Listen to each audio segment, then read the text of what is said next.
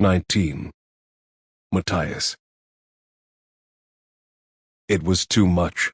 He hadn't anticipated how difficult it would be to see his homeland for the first time in so long. He'd had over a week aboard the Ferrolind to prepare, but his head had been full of the path he'd chosen, of Nina, of the cruel magic that had taken him from his prison cell and placed him on a boat speeding north beneath a limitless sky, still bound not just by shackles, but by the burden of what he was about to do. He got his first glimpse of the northern coast late in the afternoon, but Specht decided to wait until dusk to make land in hopes the twilight would lend them some cover. There were whaling villages along the shore, and no one was eager to be spotted. Despite their cover as trappers, the dregs were still a conspicuous group. They spent the night on the ship. At dawn the next morning, Nina had found him assembling the cold weather gear Jesper and Jesnej had distributed. Matthias was impressed by Jesnej's resilience. Though she still had circles beneath her eyes, she moved without stiffness, and if she was in pain, she hid it well. Nina held up a key. Kaz sent me to remove your shackles. Are you going to lock me in again at night? That's up to Kaz, and you, I suppose. Have a seat. Just give me the key. Nina cleared her throat. He also wants me to tailor you. What? Why? The thought of Nina altering his appearance with her witchcraft was intolerable. We're in Fjerda now. He wants you looking a little less like yourself, just in case. Do you know how big this country is? The chance that... The odds of you being recognized will be considerably higher at the ice court, and I can't make changes to your appearance all at once. Why? I'm not that good a tailor. It's part of all Corporalkai training now, but I just don't have an affinity for it. Matthias snorted. What? She asked. I've never heard you admit you're not good at something. Well, it happens so rarely. He was horrified to find his lips curling in a smile, but it was easy enough to quell when he thought of his face being changed. What does Brecker want you to do to me? Nothing radical. I'll change your eye color, your hair, what you have of it. It won't be permanent. I don't want this. And he thought, I don't want you near me. It won't take long, and it will be painless, but if you want to argue about it with Kaz... Fine, he said, steeling himself. It was pointless to argue with Brecker, not when he could simply taunt Matthias with the promise of the pardon. Matthias picked up a bucket, flipped it over, and sat down. Can I have the key now? She handed it over to him, and he unshackled his wrists as she rooted around in a box she'd brought over. It had a handle and several little drawers stuffed with powders and pigments in tiny jars. She extracted a pot of something black from a drawer. What is it? Black antimony.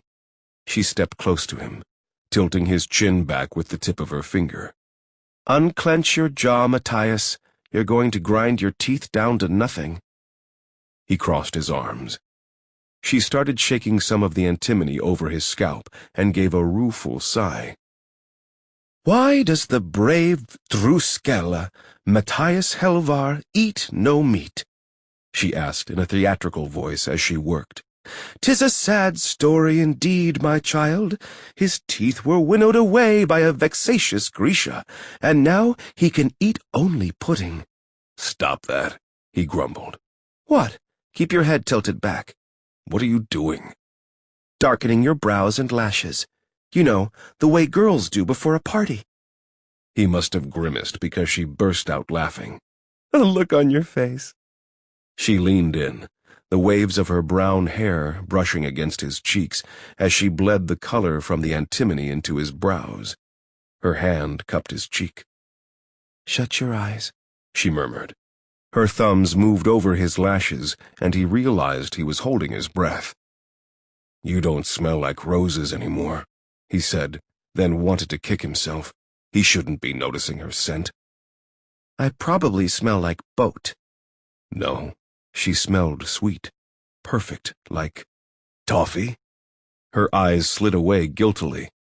Kaz said to pack what we needed for the journey. A girl has to eat. She reached into her pocket and drew out a bag of toffees. Want one? Yes, Matthias thought. No. She shrugged and popped one in her mouth. Her eyes rolled back and she sighed happily. So good. It was a humiliating epiphany, but he knew he could have watched her eat all day. This was one of the things he'd liked best about Nina. She savored everything, whether it was a toffee or cold water from a stream or dried reindeer meat. Eyes now, she said around the candy as she pulled a tiny bottle from her case. You'll have to keep them open. What is that? He asked nervously. A tincture developed by a Grisha named Jesnej Safin. It's the safest way to change eye color. Again she leaned in. Her cheeks were rosy from the cold, her mouth slightly open. Her lips were bare inches from his. If he sat up straighter, they'd be kissing. You have to look at me, she instructed. I am, he thought. He shifted his gaze to hers. Do you remember this shore, Nina? He wanted to ask, though he knew she must. What color are you making my eyes? Shh, this is difficult. She dabbed the drops onto her fingers and held them close to his eyes. Why can't you just put them in? Why can't you stop talking? Do you want me to blind you? He stopped talking. Finally, she drew back, gaze roving over his features. Brownish, she said. Then she winked. Like toffee. What do you intend to do about Bol-Yul Bayur? She straightened and stepped away, her expression shuddering. What do you mean? He was sorry to see her easy manner go, but that didn't matter. He glanced over his shoulder to make sure no one was listening.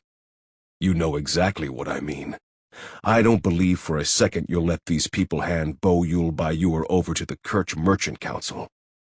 She put the bottle back in one of the little drawers. We'll have to do this at least 2 more times before we get to the ice court so I can deepen the color. Get your things together. Kaz wants us ready to leave on the hour. She snapped the top of the case closed and picked up the shackles. Then she was gone. By the time they bid their goodbyes to the ship's crew, the sky had turned from pink to gold. "See you in Jerholm Harbor," Specht called. "No mourners." "No funerals," the others replied. Strange people.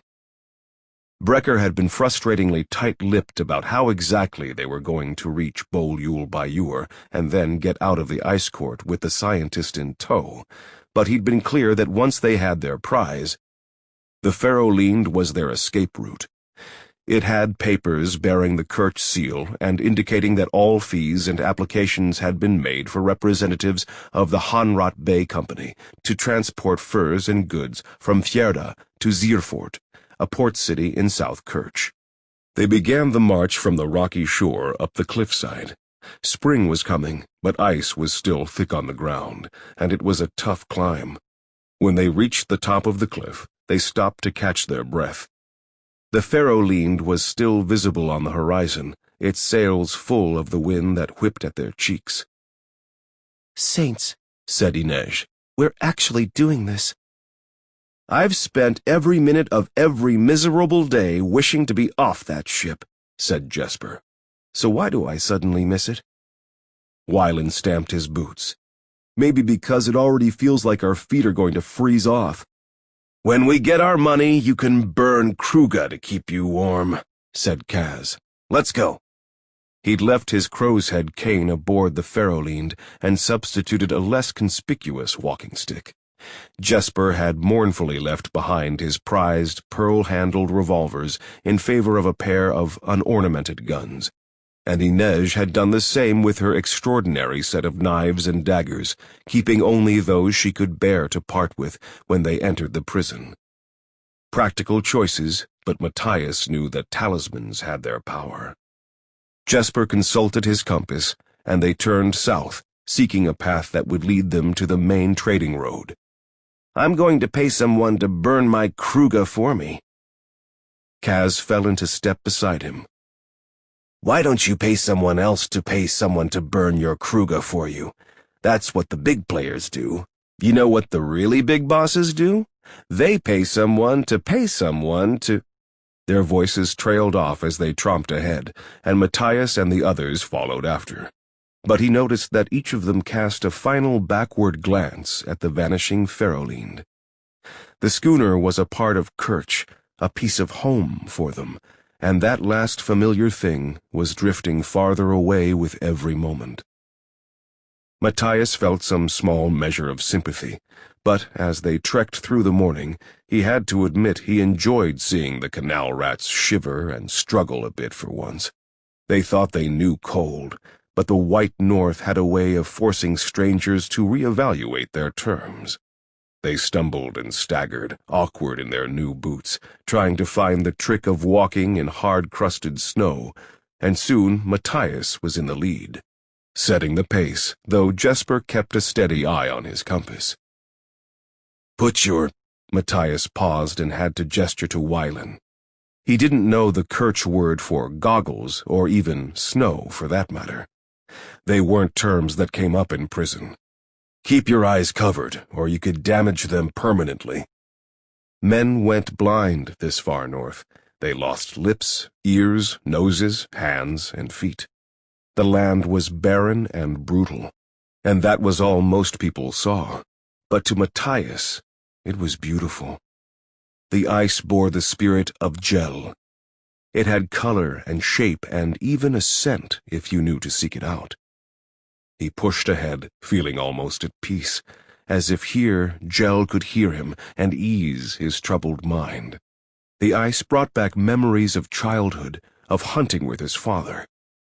They'd lived farther south, near Halmhend, but in the winters that part of Fjerda didn't look much different from this, a world of white and gray, broken by groves of black-limbed trees and jutting clusters of rock that seemed to have risen up from nowhere, shipwrecks on a bare ocean floor. The first day trekking was like a cleansing. Little talk, the white hush of the north welcoming Matthias back without judgment. He'd expected more complaints, but even Wylan had simply put his head down and walked. They're all survivors, Matthias understood. They adapt. When the sun began to set, they ate their rations of dried beef and hardtack and collapsed into their tents without a word. But the next morning brought an end to the quiet and Matthias' fragile sense of peace. Now that they were off the ship and away from its crew, Kaz was ready to dig into the details of the plan. "If we get this right, we're going to be in and out of the ice court before the Fjerdans even know their prize scientist is gone," Kaz said, as they shouldered their packs and continued to push south. "When we enter the prison, we'll be taken to the holding area beneath the men's and women's cell blocks to await charges.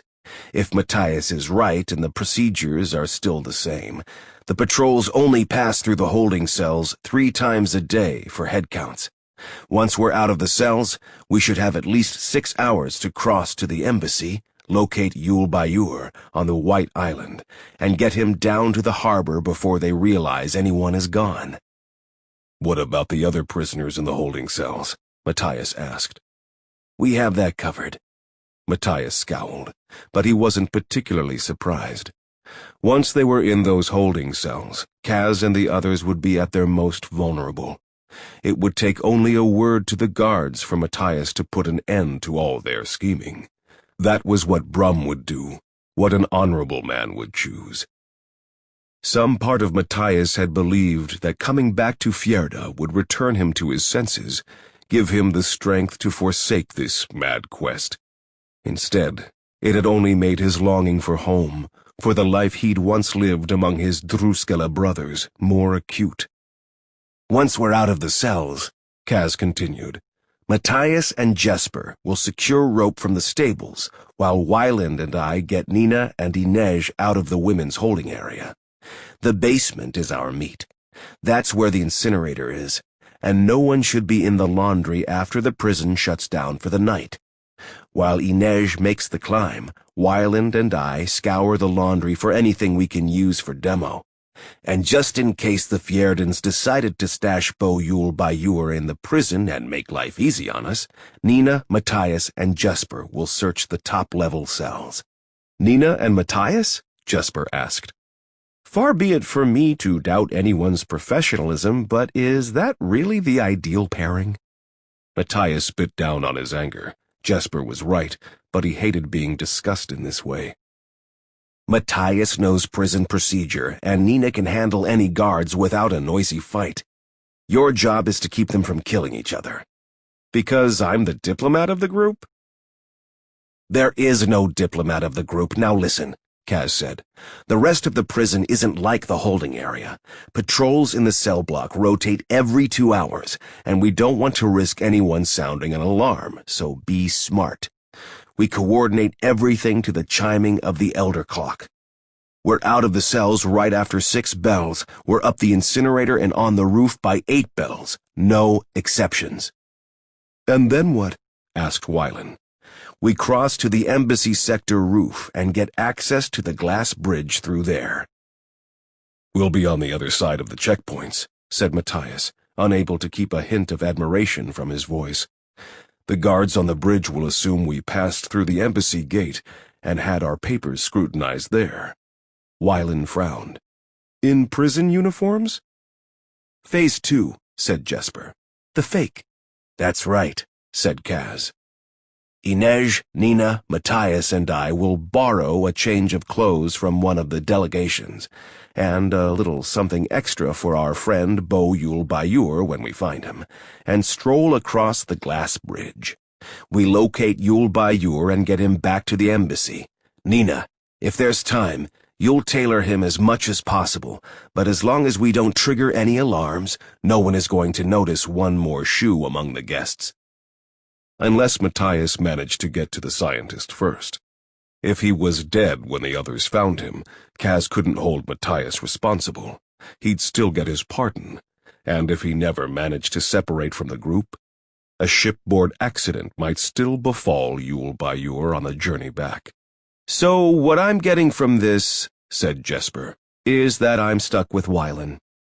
Unless you've suddenly acquired an encyclopedic knowledge of the White Island, the ability to pick locks, scale unscalable walls, or flirt confidential information out of high-level officials, yes. Besides, I want 2 sets of hands making bombs. Jesper looked mournfully at his guns. Such potential wasted. Nina crossed her arms. Let's say this all works. How do we get out? We walk, Kaz said. That's the beauty of this plan. Remember what I said about guiding the mark's attention? At the embassy gate, all eyes will be focused on guests coming into the ice court. People leaving aren't a security risk. Then why the bombs? Asked Wylan. Precautions. There are 7 miles of road between the ice court and the harbor. If someone notices Bo Yul Bayur is missing, we're going to have to cover that territory fast. He drew a line in the snow with his walking stick. The main road crosses a gorge. We blow the bridge, no one can follow. Matthias put his head in his hands, imagining the havoc these low creatures were about to wreak on his country's capital. It's 1 prisoner, Helvar, said Kaz. And a bridge, Wylan put in helpfully. And anything we have to blow up in between, added Jesper. Everyone shut up, Matthias growled. Jesper shrugged. Fjerdans. I don't like any of this, said Nina. Kaz raised a brow. Well, at least you and Helvar found something to agree on. Farther south they traveled, the coast long gone, the ice broken more and more by slashes of forest, glimpses of black earth and animal tracks, proof of the living world, the heart of Gel beating always. The questions from the others were ceaseless. How many guard towers are on the White Island again? Do you think Yul Bayur will be in the palace? There are guard barracks on the White Island. What if he's in the barracks? Jesper and Wylan debated which kinds of explosives might be assembled from the prison laundry supplies, and if they could get their hands on some gunpowder in the embassy sector. Nina tried to help Jesnej estimate what her pace would have to be to scale the incinerator shaft with enough time to secure the rope and get the others to the top. They drilled each other constantly on the architecture and procedures of the court, the layout of the ring wall's 3 gatehouses, each built around a courtyard. First checkpoint, 4 guards. Second checkpoint, 8 guards. Ring wall gates, 4 when the gate is non-operational. They were like a maddening chorus of crows, squawking in Matthias' ear. Traitor, traitor, traitor. Yellow protocol? Asked Kaz. Sector disturbance, said Jesnej. Red protocol? Sector breach. Black protocol? We're all doomed? Said Jesper. That about covers it, Matthias said, pulling his hood tighter and trudging ahead. They'd even made him imitate the different patterns of the bells, a necessity, but he'd felt like a fool chanting, bing bong, bing bong. No, wait. Bing bing bong, bing bing. When I'm rich, Jesper said behind him, I'm going someplace I never have to see snow again. What about you, Wylan? I don't know exactly.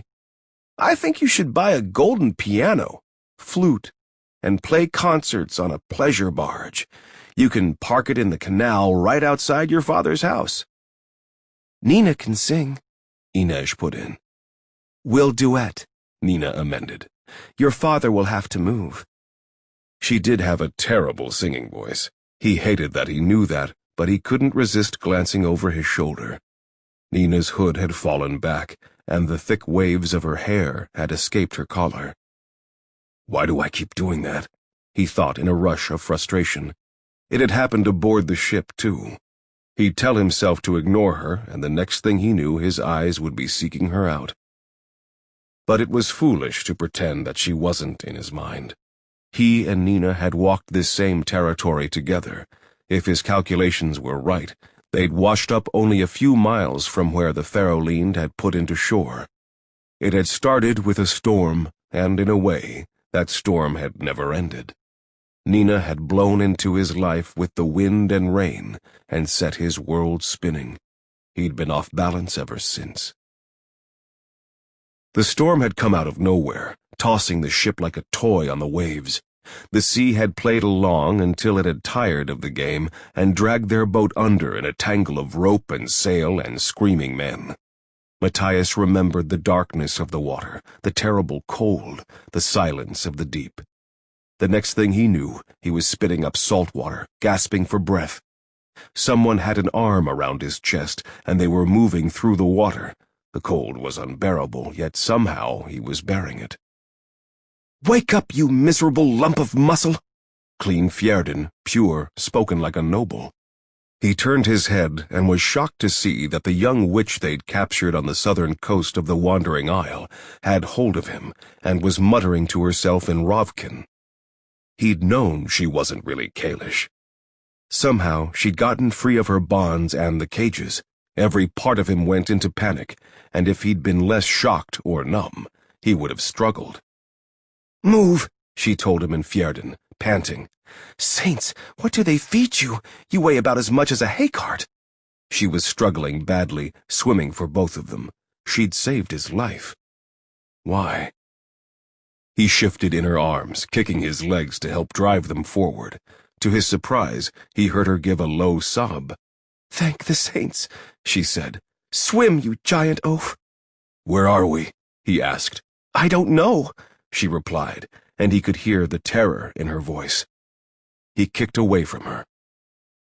Don't, she cried. Don't let go! But he shoved hard, breaking her hold. The moment he left her arms, the cold rushed in. The pain was sharp and sudden, and his limbs went sluggish. She'd been using her sick magic to keep him warm. He reached for her in the dark. Truja, he called, ashamed of the fear in his voice. It was the fjerdan word for witch, but he had no name for her. Truskela, she shouted, and then he felt his fingers brush against hers in the black water. He grabbed hold and drew her to him. Her body didn't feel warm, exactly, but as soon as they made contact, the pain in his own limbs receded. He was gripped by gratitude and revulsion. "We have to find land," she gasped. "I can't swim and keep both of our hearts beating." "I'll swim," he said. I'll swim." He clasped her back to his chest, his arm looped under hers and across her body, the way she'd been holding him only moments ago, as if she were drowning. And she was. They both were, or they would be soon if they didn't freeze to death first. He kicked his legs steadily, trying not to expend too much energy, but they both knew it was probably futile. They hadn't been far from land when the storm had hit, but it was completely dark. They might be headed toward the coastline or farther out to sea. There was no sound but their breathing, the slosh of the water, the roll of the waves. He kept them moving, though they might well have been paddling in a circle, and she kept both of them breathing. Which one of them would give out first, he didn't know. "Why did you save me?" he asked finally. "Stop wasting energy. Don't talk." "Why did you do it?" "Because you're a human being," she said angrily. Lies. If they did make land, she'd need a fjerdan to help her survive, someone who knew the land, though clearly she knew the language.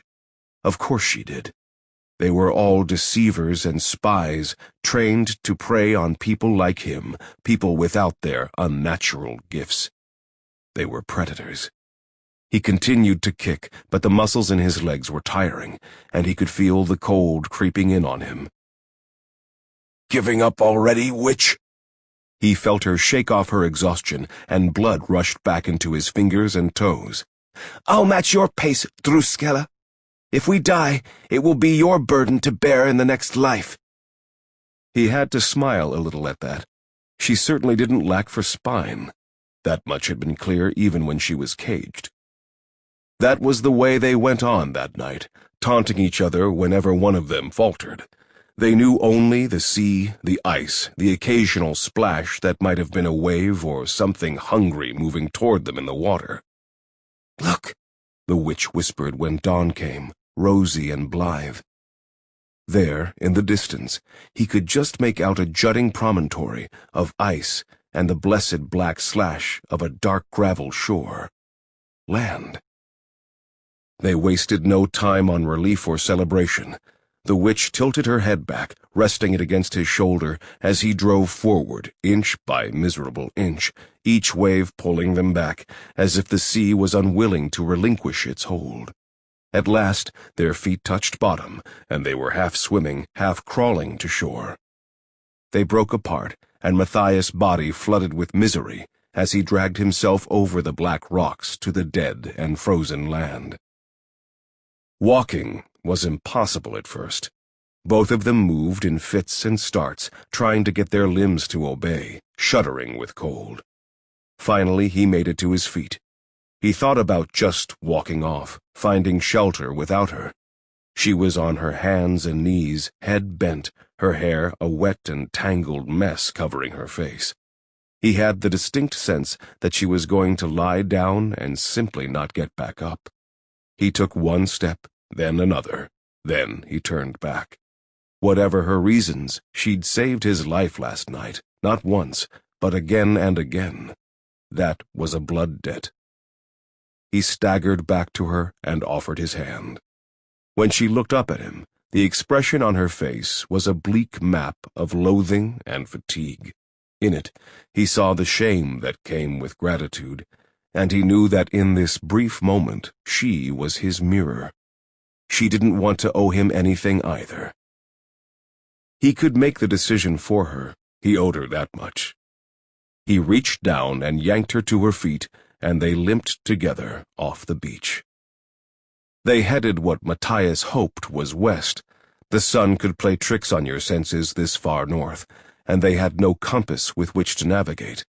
It was almost dark, and Matthias had begun to feel the stirrings of real panic when they finally spotted the first of the whaling camps. It was deserted. The outposts were only active in the spring, and little more than a round lodge made of bone, sod, and animal skins. But shelter meant they might at least survive the night. The door had no lock. They practically fell through it. Thank you, she groaned as she collapsed beside the circular hearth. He said nothing. Finding the camp had been mere luck. If they'd washed up even a few miles farther up the coast, they would have been done for. The whalers had left peat and dry kindling in the hearth. Matthias labored over the fire, trying to get it to do more than smoke. He was clumsy and tired and hungry enough that he would have gladly gnawed the leather off his boot. When he heard a rustling behind him, he turned and almost dropped the piece of driftwood he'd been using to coax the little flames. "What are you doing?" he barked. She had glanced over her shoulder, her very bare shoulder, and said, "Is there something I'm supposed to be doing?" "Put your clothes back on." She rolled her eyes. "I'm not going to freeze to death to preserve your sense of modesty." He gave the fire a stern jab, but she ignored him and stripped off the rest of her clothes, tunic, trousers, even her underthings, then wrapped herself in one of the grimy reindeer skins that had been piled near the door.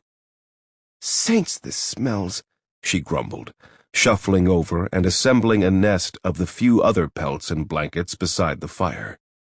Every time she moved, the reindeer cloak parted, revealing a flash of round calf, white skin, the shadow between her breasts.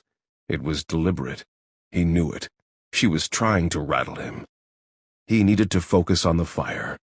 He'd almost died, and if he didn't get a fire started, he still might. If only she would stop making so much damn noise. The driftwood snapped in his hands.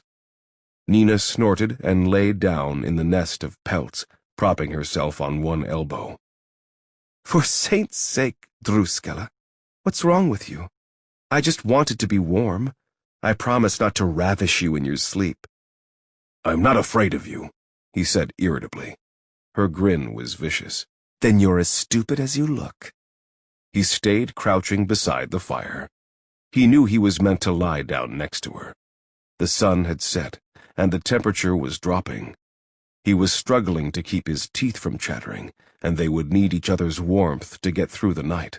It shouldn't have concerned him, but he didn't want to be near her. Because she's a killer, he told himself. That's why. She's a killer and a witch. He forced himself to rise and stride toward the blankets, but Nina held out a hand to stop him. "Don't even think about getting near me in those clothes. You're soaked through." "You can keep our blood flowing." "I'm exhausted," she said angrily. "And once I fall asleep, all we'll have is that fire to keep us warm. I can see you're shaking from here. Are all fjerdans this prudish?" No. Maybe. He didn't really know. The Druskel were a holy order. They were meant to live chastely until they took wives. Good fjerdan wives who didn't run around yelling at people and taking their clothes off. "Are all Grisha so immodest?" he asked defensively. "Boys and girls train side by side together in the 1st and 2nd armies. There isn't a lot of room for maidenly blushing." "It's not natural for women to fight." "It's not natural for someone to be as stupid as he is tall, and yet there you stand. Did you really swim all those miles just to die in this hut?" "It's a lodge, and you don't know that we swam miles." Nina blew out an exasperated breath and curled up on her side, burrowing as close as she could get to the fire. "I'm too tired to argue." She closed her eyes. "I can't believe your face is going to be the last thing I see before I die." He felt like she was daring him. Matthias stood there feeling foolish and hating her for making him feel that way. He turned his back on her and quickly sloughed off his sodden clothes, spreading them beside the fire. He glanced once at her to make sure she wasn't looking, then strode to the blankets and wriggled in behind her, still trying to keep his distance. "Closer, Druskella," she crooned, taunting. He threw an arm over her, hooking her back against his chest. She let out a startled oof and shifted uneasily. "Stop moving," he muttered. He'd been close to girls, not many, it was true, but none of them had been like her. She was indecently round. "You're cold and clammy," she complained with a shiver. It's like lying next to a burly squid. You told me to get closer. Ease up a bit, she instructed, and when he did, she flipped over to face him. What are you doing? He asked, pulling back in a panic. Relax, Druskela. This isn't where I have my way with you. His blue eyes narrowed. I hate the way you talk. Did he imagine the hurt that flashed across her face? As if his words could have any effect on this witch. She confirmed he'd been imagining things when she said, Do you think I care what you like or don't like? She laid her hands on his chest, focusing on his heart. He shouldn't let her do this, shouldn't show his weakness, but as his blood began to flow and his body warmed, the relief and ease that coursed through him felt too good to resist. He let himself relax slightly, grudgingly, beneath her palms. She flipped over and pulled his arm back around her. You're welcome, you big idiot. He'd lied. He did like the way she talked.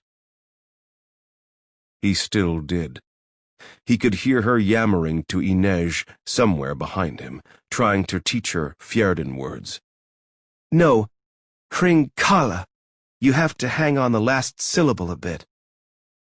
Hringala? Tried Jesnej. Better, but here, it's like Kirch is a gazelle. It hops from word to word, she pantomimed. Fjerdan is like gulls, all swoops and dives. Her hands became birds riding currents on the air. At that moment, she looked up and caught him staring. He cleared his throat. Do not eat the snow, he counseled. It will only dehydrate you and lower your body temperature. He plunged forward, eager to be up the next hill, with some distance between them. But as he came over the rise, he halted dead in his tracks. He turned around, holding out his arms. Stop! You don't want to! But it was too late. Nina clapped her hands over her mouth. Jesnej made some kind of warding sign in the air. Jesper shook his head, and Wylan gagged. Kaz stood like a stone, his expression inscrutable. The pyre had been made on a bluff. Whoever was responsible had tried to build the fire in the shelter of a rock outcropping, but it hadn't been enough to keep the flames from dying out in the wind. 3 stakes had been driven into the icy ground, and 3 charred bodies were bound to them, their blackened, cracked skin still smoldering. Gazen, swore Wylan. What is this?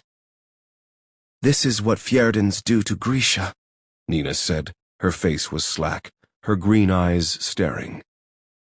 It's what criminals do, said Matthias, his insides churning. The pyres have been illegal since... Nina whirled on him and shoved his chest hard. Don't you dare, she seethed, fury burning like a halo around her. Tell me the last time someone was prosecuted for putting a Grisha to the flames. Do you even call it murder when you put down dogs? Nina. Do you have a different name for killing when you wear a uniform to do it? They heard it then, a moan, like a creaking wind. Saints, Jesper said. One of them is alive. The sound came again, thin and keening, from the black hulk of the body on the far right. It was impossible to tell if the shape was male or female. Its hair had burned away, its clothing fused to its limbs. Black flakes of skin had peeled away in places, showing raw flesh.